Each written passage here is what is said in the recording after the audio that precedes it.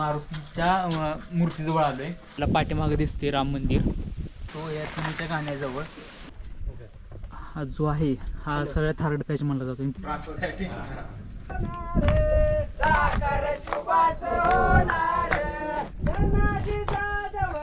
नमस्कार मंडळी, स्वागत आहे तुमचं आपल्या नवीन एका व्हिडिओमध्ये. तर आज आपण आलो आहे तिकोना किल्ल्यावर. बऱ्याच दिवसापासून प्लॅन चालू होता तिकोनाचा. तर मी आणि या पाठीमागे सागर बघू शकता तुम्ही. हॅलो. आम्ही राजगडला सोबत ट्रेक केला होता आणि आज तसंच आम्ही तिकोनावर आलो आहे. आणि पाठीमागं पार्किंग आहे, आपली गाडी पाठीमागं आहे. 20 रुपये चार्जेस आहे तिथं, पण सेपरेट पार्किंग मिळाली आहे ना, पण सेपरेट पार्किंग आहे. आणि आता इथून पाठीमागून जे आहे ना, इथून ट्रेकला सुरुवात होते. तर आपण जाऊ वर जाऊन गडे वगैरे एक्सप्लोर करू. तर चला मग.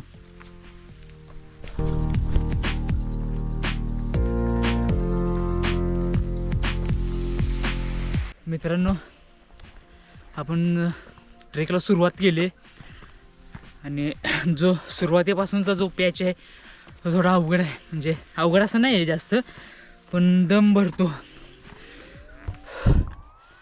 मला दाखवतो तुम्ही. सागर, काय वाटते? काही नाही, खूप छान. भरपूर दिवसातून आलोय आणि थंडीत असं फिरण्याचा आनंद वेगळाच आहे थोडासा. अचानक थंडी अशी गायब होत चालली आहे जसं जसं आम्ही वरती जात चाललोय. तुम्हाला रस्ता दाखवतो, एक मिनिट. हा रस्ता बघा.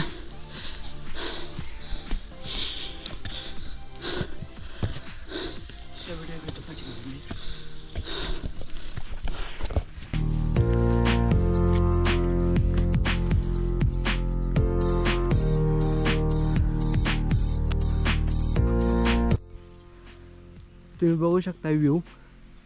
हा आहे समोरचा पावना लेक.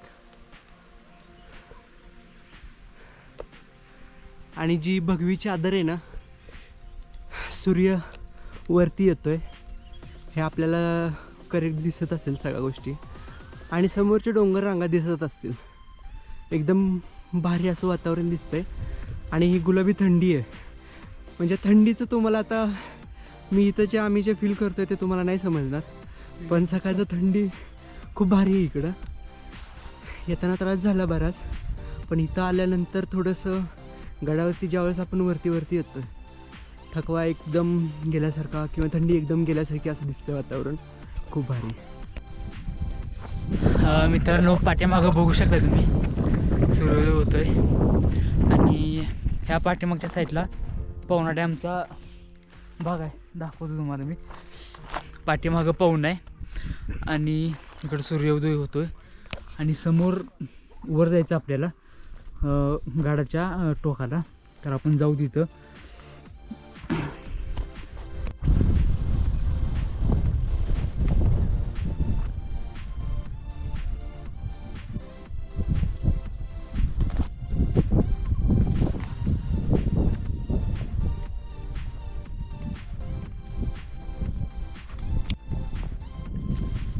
तर मित्रांनो, आपण गडाचा अर्धा टप्पा सर केला आहे आणि आपल्याला अजून बराच टाईम लागणार आहे वर जायला, तिकोना किल्ल्यावर जायला.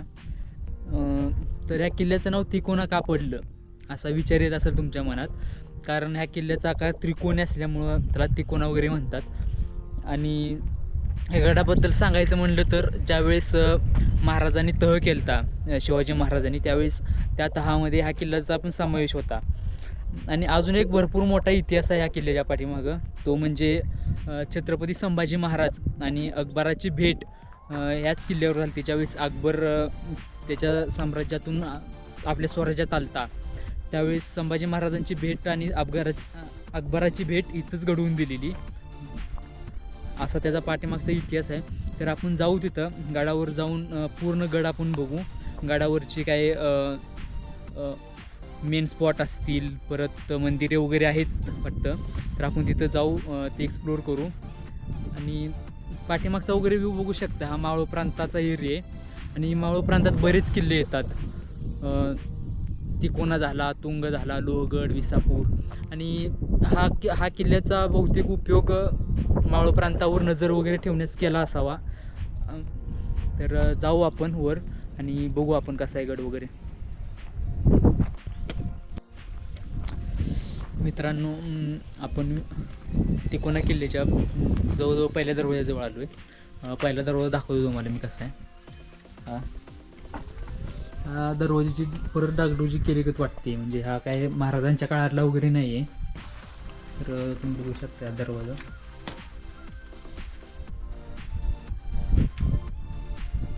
आणि दरवाजाच्या आतमध्ये गेल्यानंतर हे तुम्हाला देवड्या दिसतील. म्हणजे हे पूर्वीच्या काळी जे पहारेकरी वगैरे असायचे दरवाजे गडाच्या पायथ्याशी असतात ते, तर त्यांच्यासाठी राहण्याची जागा असावी ही. आणि इथून जो हा रस्ता आहे हा गडाकडे जातो. तर आपण जाऊ वर आणि बघू गड एक्सप्लोर करू.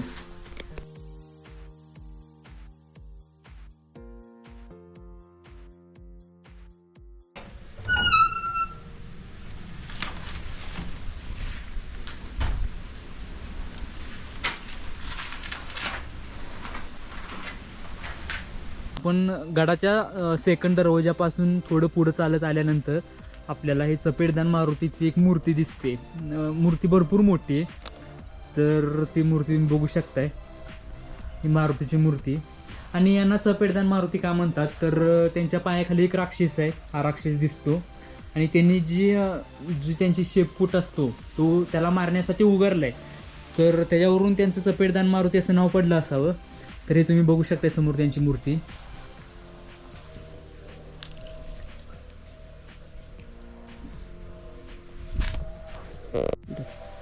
तर मित्रांनो, आपण गडाचा अर्धा रस्ता पार केलाय आणि आपण मारुतीच्या मूर्तीजवळ आलोय. तर तुम्हाला किंवा मला पण प्रश्न पडलाय की प्रत्येक गडाच्या पायथ्याशी मारुतीचं किंवा गणपतीचं मंदिर का असतं. तर मित्रांनो, मारुती हे रामाचे भक्त आहेत आणि महाराज पण रामाचेच भक्त होते. तर मारुती जे आहेत ना, ते त्यांचे शक्ती, युद्ध कौशल्य ह्यांचं ते प्रतीक आहेत. तर मावळ्यांना पण मारुतींना बघून तशीच एक ऊर्जा मिळावी, शक्ती मिळावी, त्यासाठी प्रत्येक गडाच्या पायथ्याशी मारुती किंवा गणपतीचं एक छोटेखानी मूर्ती किंवा मंदिर असतंच. तर मित्रांनो, आपण मारुतीचं दर्शन घेऊ आणि आपण वर जाऊ गडावर. चला.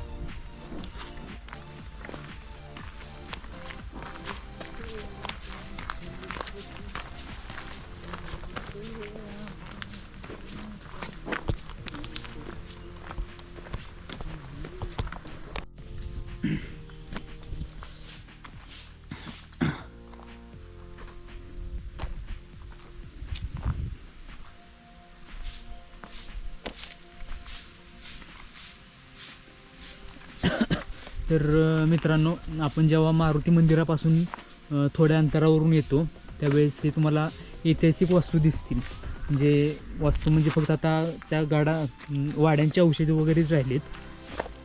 तर हे बघू शकता तुम्ही. ज्यावेळेस मावळे वगैरे गडावर होते त्यावेळेस इथं बहुतेक त्यांना राहण्याची सोय असावी आणि हे ते वाड्याचे अवशेष आहेत. आता सध्या अवशेषच राहिलेत फक्त. सागर, काय म्हणशील तू? फक्त अवशेषच आहेत तिथं. अवशेषच राहिलेत, पण आता इथून आपली पुढची जबाबदारी की त्यांना आपण व्यवस्थित जपलं पाहिजे. जसे तिथे फलक लिहिलं की त्याच्यावरती बसू नका, दगड हलवू नका, त्या नियमांचं थोडंसं पालन केलं पाहिजे. आपण गडावरती येतो म्हणजे आपली पण काहीतरी जबाबदारी आहे. गडाचं व्यवस्थित रक्षण करणं, चांगल्या गोष्टी स्वच्छता ठेवणं, त्या गोष्टी आपण करायलाच पाहिजेत. थोडेसे अवशेष त्या गोष्टींचे शिल्लक राहिलेले आहेत. महाराजांच्या इतिहासाबद्दल काहीतरी, मावळ्यांबद्दल काहीतरी थोड्याशा गोष्टी आपल्यासोबत शिल्लक राहिलेल्या आहेत. त्या आपल्याला मागच्या पिढीकडून आल्या आणि आपल्याला त्या व्यवस्थित पुढच्या पिढीकडे द्यायच्यात. फक्त त्याच्यासाठी फक्त थोडीशी काळजी केली पाहिजे आपली आणि व्यवस्थित वस्तू ह्या जपल्या पाहिजेत. हा आपला इतिहास आहे, हा आपला अभिमान आहे आणि तो आपण टिकवणं आपल्यासाठीच चांगलं आहे. बस. मित्रांनो, आत्ताच तुम्हाला मी दाखवलं वाड्याचे अवशेष वगैरे. आणि त्या वाड्याच्या अवशेषांपासून पुढं आल्यानंतर आपल्याला पाठीमागं दिसते राम मंदिर. हे पाठीमागं बघू शकताय तुम्ही, राम मंदिर आहे पाठीमागं. आणि ठिकाणाचा इतिहास जर सांगायचं म्हटलं तर इथं रामांच्या पादुका वगैरे ठेवून राज्यकारभार चालवला जायचा. आणि त्या काळी म्हणजे रामनवमी म्हणा, हनुमान जयंती म्हणा, मोठ्या उत्साहात साजरी केली जायची. तर आपण जाऊ, राम मंदिर आहे पाठीमागं, राम मंदिर बघू आणि तुम्हाला पण दाखवतो मी. तर चला.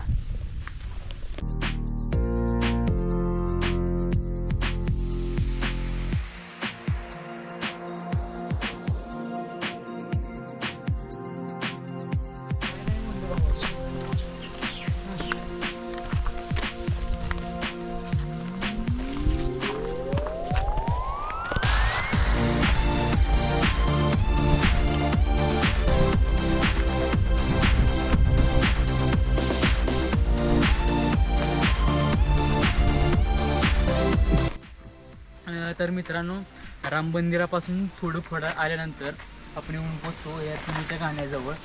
तर पूर्वीच्या काळी गड संवर्धनासाठी किंवा गड बांधण्यासाठी सगळ्यात महत्त्वाचा घटक म्हणजे चुना.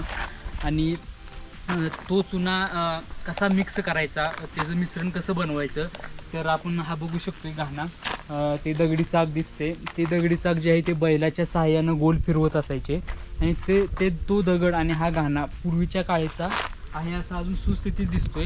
आणि ते चुन्याचं मिश्रण करण्यासाठी मेथीच्या बिया, गूळ म्हणा, परत असे विविध नैसर्गिक कृत्या ते बनवायचे. आणि ते आजही आपण सुस्थितीत बघू शकतो. आणि त्या नैसर्गिक मिश्रणांमुळे जे आपण महाराजांचे काही गोष्टी आपण बघू शकतो की अजून शाबूत आहेत. तर त्या आपण बघू शकतो आता. मित्रांनो, गोळाच्या गाण्यापासून थोडं पुढं आल्यानंतर हा तुम्ही बोर्ड बघू शकताय, बालेकिल्ला. बालेकिल्ल्याला जायचा रस्ता आहे हा. आणि ह्या गडाला ना एक पॅच आहे जो 85 डिग्रीच्या पायऱ्या आहेत. तर तो पण तुम्हाला दाखवेल मी. तर तो पॅच आता आपल्याला लागेल इथून. तर आपण बालेकिल्ल्याकडे जातोय. तर तुम्ही बघू शकताय ह्या पायऱ्या आत्ताच बनवलेल्या असतील. आणि हा जो 85 डिग्रीचा पॅच आहे तो ह्या दोरीला पकडून आपल्याला सर करायचा आहे, तेव्हा आपण कुठेतरी बालेकिल्ल्यावर पोहोचू. आणि ह्याच्या आतमध्ये गेल्यानंतर एक पॅच आहे, तो पण तुम्हाला दाखवेल मी. याच्यासाठी केला होता अट्टहास, अशी गोष्ट मी आता तुम्हाला दाखवतोय, जे की आहे गडाचा मेन दरवाजा. आणि तुम्ही इथलं सीन बघू शकताय. मी तुम्हाला सीन दाखवतो कसा एक्झॅक्टली. हा बघा, हा पायऱ्या, हा गडाचा दरवाजा, आणि तो वरती दिसतो तो दुसरा दरवाजा, आणि आपला हा गड. कदाचित हे म्हणजे ह्या गोष्टी बघणं खूप मोठी गोष्ट आहे आणि एकदम भारी वाटतं इथे येऊन.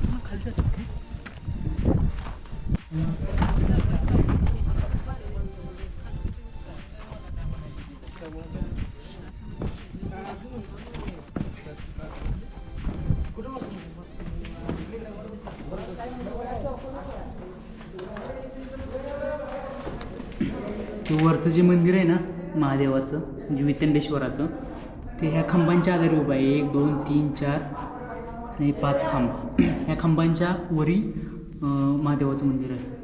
तुम्ही बघू शकताय. चमत्कारच म्हणायचं ना, सगळं काय म्हणायचं त्याला.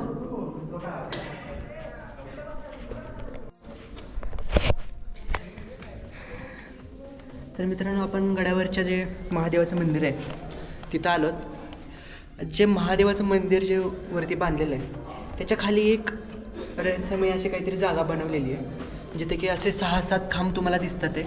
त्याच्यावरती ते मंदिर उभा केलेलं आहे आणि हे पूर्ण कोरीव काम आहे ह्याच्यामध्ये. हे सगळं छन्नी आणि हातोड्याने ज्या गोष्टी बनवतात ना, तसं हे एक एक गोष्ट जी आहे ती असं हाताने बनवलेली आहे. आणि असं मला वाटतं की सगळ्यात सुरक्षित जे स्थान असेल गडावरचं, मला तर हे वाटतं आहे. मला तुम्ही बघू शकताय आतमध्ये एकदम आवाज घुमतो आहे आणि जे वातावरण आहे ते एकदम नॉर्मल टेम्परेचरला आहे. बाहेर किती पण ऊन असू द्या, किती पण उष्णता असू द्यात किंवा थंडी असू द्यात, आतमध्ये आल्यानंतर एकदम नॉर्मल वातावरणामध्ये आल्यासारखं वाटतं आहे. मी तुम्हाला बाहेरचा व्ह्यू दाखवतो कसं आहे मंदिर.